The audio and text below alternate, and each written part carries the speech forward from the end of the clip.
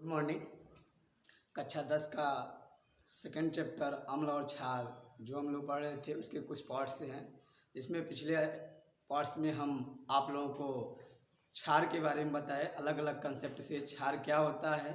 आज हम लोग क्षारों का वर्गीकरण और क्षारों का गुण, क्षारों का उपयोग के बारे में अध्ययन करेंगे। सबसे पहले हम लोग क्षार के प्रकार के बारे में जानेंगे कि क्षार कितने प्रकार के होते हैं। तो क्षार को डिफरेंट आधार पे हम लोग डिवाइड कर सकते हैं।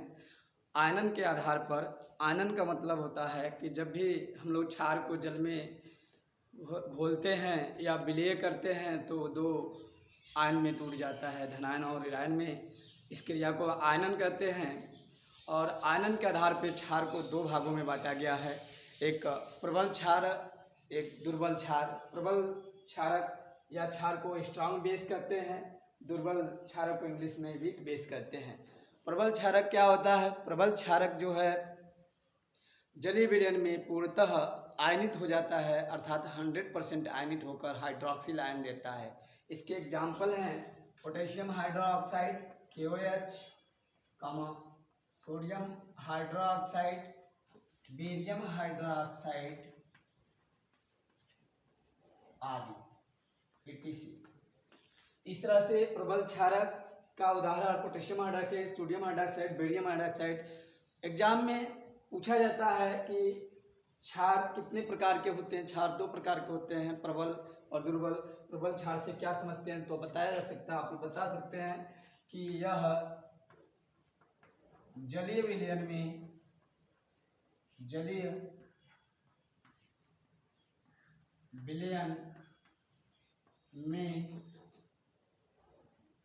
पूर्णतया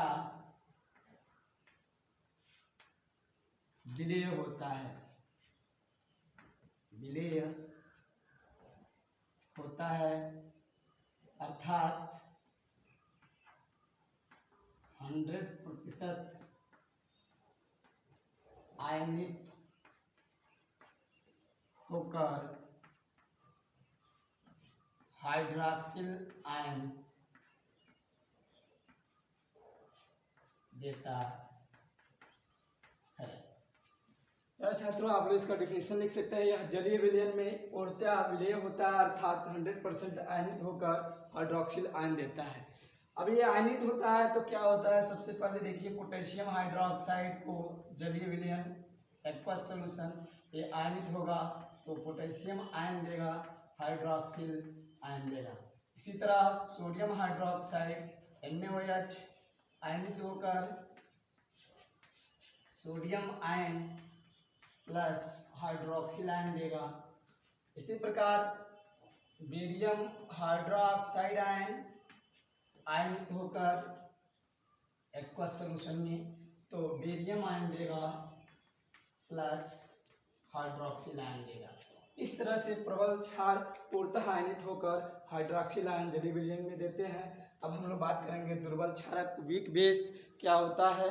तो वीक बेस के बारे में आइए हम लोग जानें कि वीक बेस क्या होता है। तो जो दुर्बल क्षारक होता है यह जलीय विलयन में पूर्ण रूप से आयनित नहीं होता है, यह जलीय विलयन में आंशिक रूप से आयनित होता है। दुर्बल क्षारक यह जलीय विलयन में आंशिक रूप से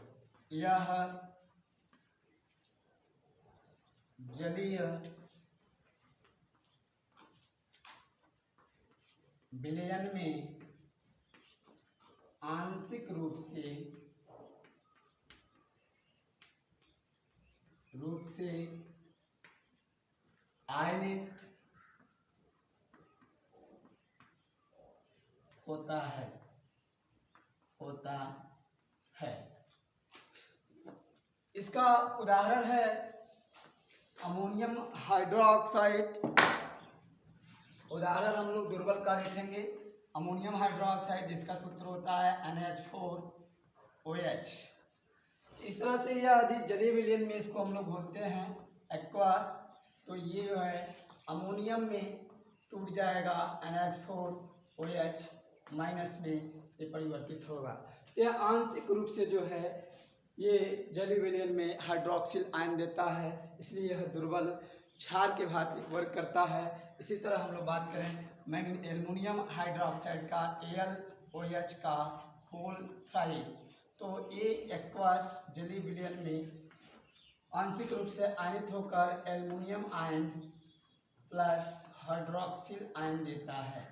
तो ये भी जो है दुर्बल क्षार का उदाहरण है, इसको आप लोग याद कर लीजिएगा। कुछ सीरीज आप लोगों को बताया जाएगा क्षारों के जल में प्रबलता का क्रम। तो सबसे ज़्यादा यदि जलीय विलयन में विलयन बनाया जाता है क्षार का, तो सबसे ज़्यादा प्रबल कौन होता है? तो पोटेशियम हाइड्रोक्साइड सबसे ज़्यादा प्रबल इसका विलयन जलीय विलयन होता है। इससे कम जो है प्रबल सोडियम हाइड्रोक्साइड का होता है, उससे कम जो है अमोनियम हाइड्रोक्साइड का होता है, उससे कम बेरियम हाइड्रोक्साइड का होता है। इस तरह से जलीय विलयन में क्षारों की प्रबलता का क्रम देखा जाए तो अमोनियम हाइड्रोक्साइड, उससे कम सोडियम हाइड्रोक्साइड, उससे कम अमोनियम हाइड्रोक्साइड, उससे कम बेरियम हाइड्रोक्साइड होता है। अब हम लोग क्षार का जो अम्लता के आधार पे क्षारों का वर्गीकरण करेंगे कि क्षारक की अम्लता के आधार पे। तो क्षारक की अम्लता के आधार पे सबसे पहले हम लोग जानेंगे कि क्षारक का अम्लता क्या होता है, कि what is the acidity of base, क्या होता है? तो क्षारक की अम्लता, क्षारक की अम्लता, acidity of base, acidity of base. नहीं, क्षारक की अम्लता क्या होती है? तो किसी क्षारक के एक अणु में विस्थापनीय हाइड्रोक्सिल आयनों की संख्या को क्षारक की अम्लता कहते हैं। यानी किसी भी क्षार को लीजिए और उसके एक अणु में जितने विस्थापनीय हाइड्रोक्सिल आयन होता है वह उस क्षारक की अम्लता कहलाता है। डिफिनेशन आप लोग लिख सकते हैं, किसी क्षारक की एक अणु में विस्थापनीय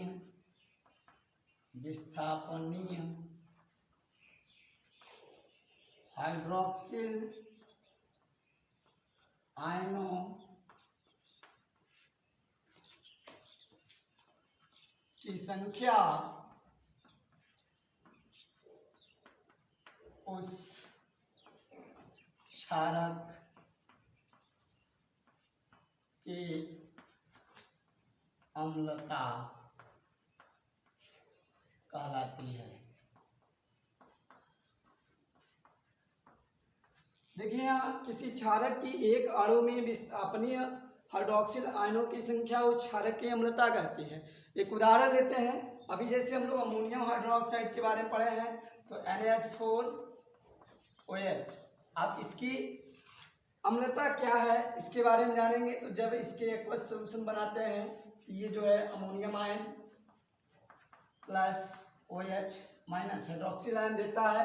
तो एक हाइड्रोक्सिल आयन जो इसमें विस्थापनीय है, अतः यह देखिए उदाहरण के रूप में अमोनियम हाइड्रोक्साइड है, इसका यदि जलीय विलयन बनाते हैं तो ये अमोनियम आयन हाइड्रोक्साइड आयन बना लेता है। और इस तरह से अमोनियम हाइड्रोक्साइड की अम्लता के बारे में बात करें तो एक होती है। इसी तरह मैग्नीशियम हाइड्रोक्साइड के बारे में बात करें तो मैग्नीशियम आयन देता है और दो अणु जो है हाइड्रोक्सिल आयन देता है। इस तरह से यदि पूछा जाए मैग्नीशियम हाइड्रोक्साइड की अम्लता एसिडिटी कितना है, तो हम लोग बताएंगे इसकी एसिडिटी जो है 2 है।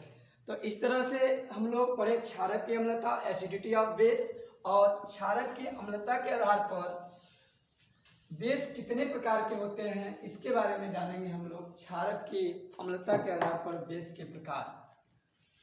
तो क्षारक की अम्लता के आधार पे अम्लता के आधार पर क्षार का प्रकार, इसके आधार पे हम लोग क्षार या क्षारक को 3 भागों में बांटते हैं। एक अम्लीय क्षार, एक अम्लीय क्षार,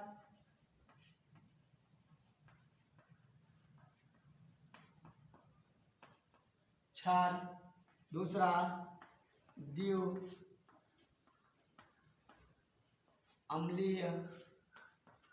क्षार, तीसरा त्रिअम्लीय क्षार। अब हम लोग जानेंगे एक अम्लीय क्षार क्या होता है, मोनोएसिडिक बेस क्या होता है, एक अम्लीय क्षार।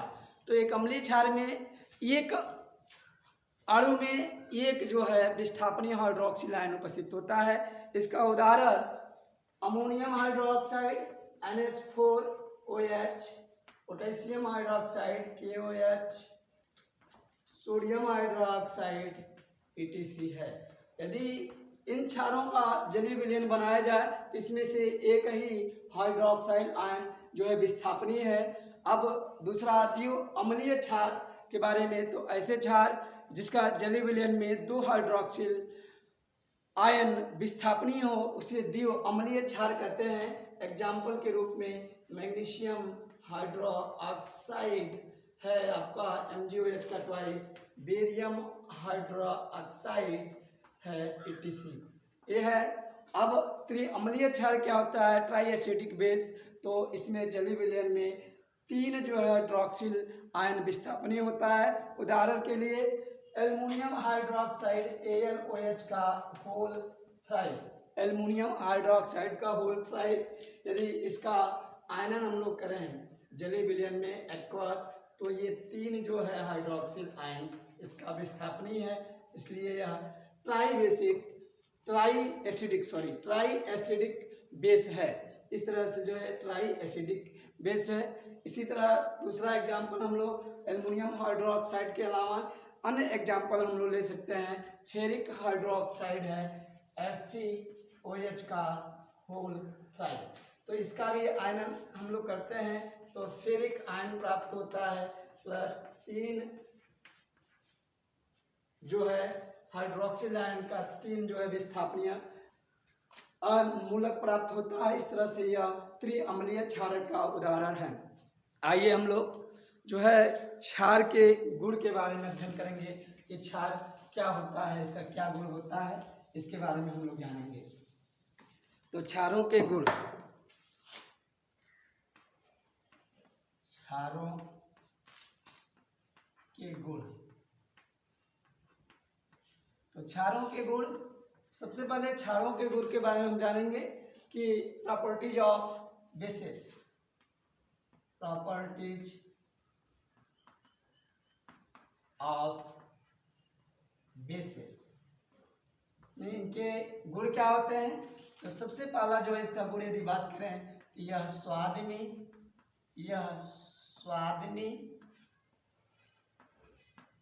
कड़वा होता है। यह दूसरा, यह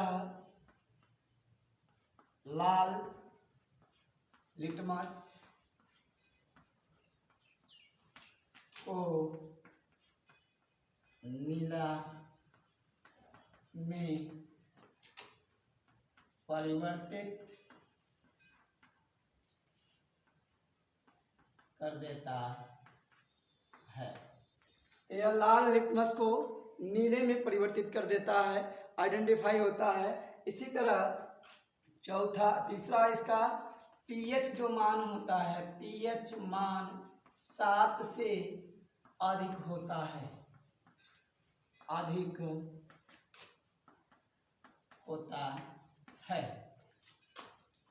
चौथा जो है यह संक्षारक प्रकृति का होता है। इसका मतलब यह स्वाद में कड़वा होता है, लाल लिटमस को नीला में परिवर्तित कर देता है, pH मान 7 से अधिक होता है, यह संक्षारक प्रकृति का होता है, यह जल में विलय होते हैं। पांचवा, यह जल में विलय होते हैं। नेक्स्ट,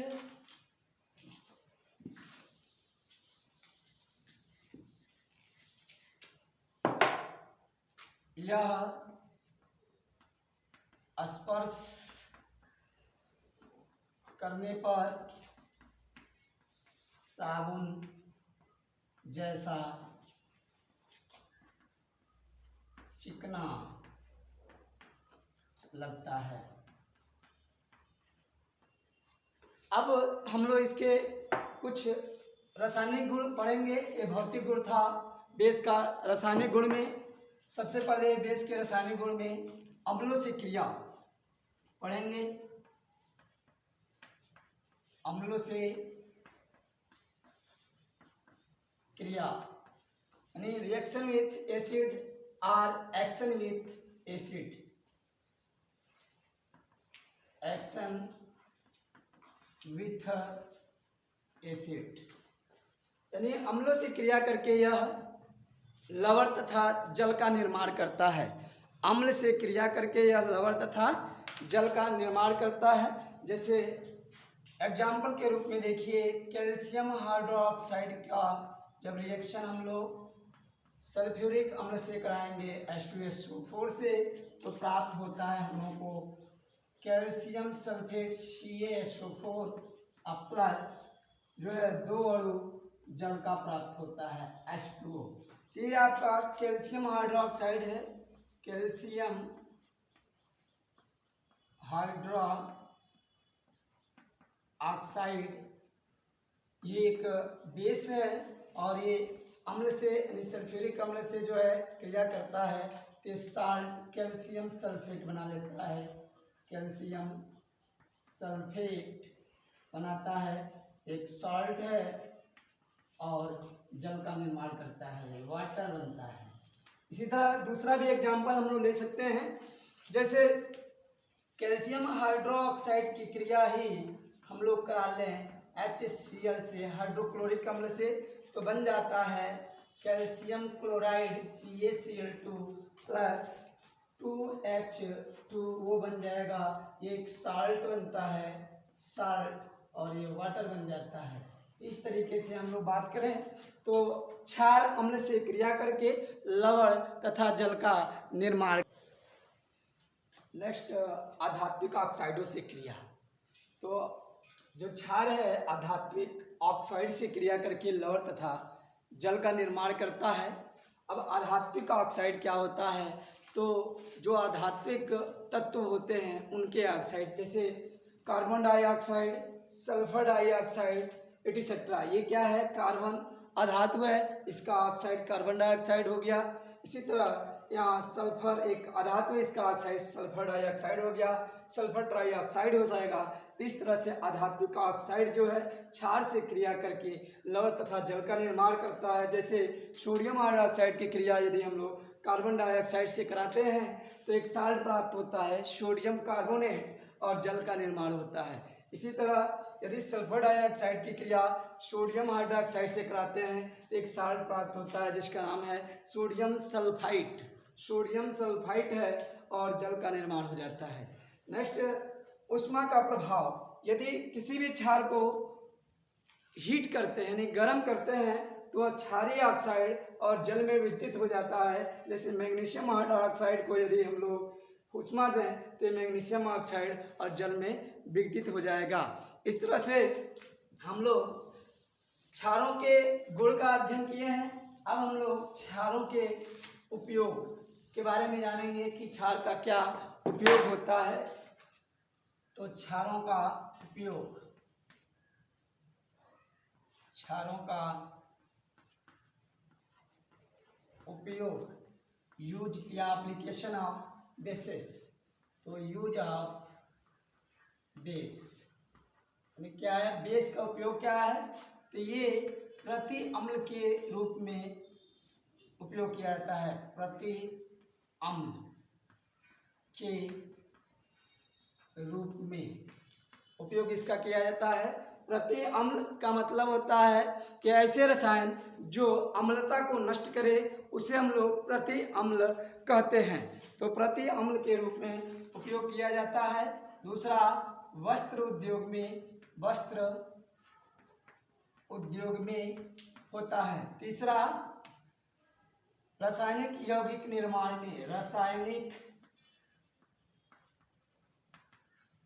यौगिक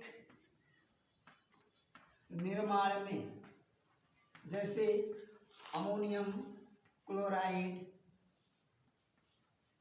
अमोनियम हाइड्रोक्साइड ईटीसी के निर्माण में उपयोग होता है। इसके अलावा क्षारों का अन्य भी उपयोग है। आप लोग को सबसे पहले एक सावधानी भी बताना मैं चाह रहा हूँ कि यदि लैब में हाथ पे एसिड गिर जाए तो उस सिचुएशन में आप लोग लैब से कैसे अपने आप को बचाएंगे। तो किसी भी पोजीशन पे यदि एसिड गिरता है या बेस गिरता है तो क्योंकि ये ज्वलनशील होता है, जला सकता है, इसलिए कभी भी लैब में सावधानी पूर्वक काम करें। यदि गिरता है तो उस पर जो है जितनी मात्रा में गिरता है उसी की मात्रा के अनुसार जो है यदि एसिड गिरता है तो बेस गिरा दें, न्यूट्रलाइजेशन रिएक्शन हो जाता है, उदासीनीकरण इस तरह से बच जाता है। या जल का उपयोग करके जो है डाइल्यूट कर दें, इस तरह से हम लोग बच सकते हैं। लेकिन फिलहाल लैब में जो है प्रिकॉशन के साथ काम करना चाहिए। धन्यवाद।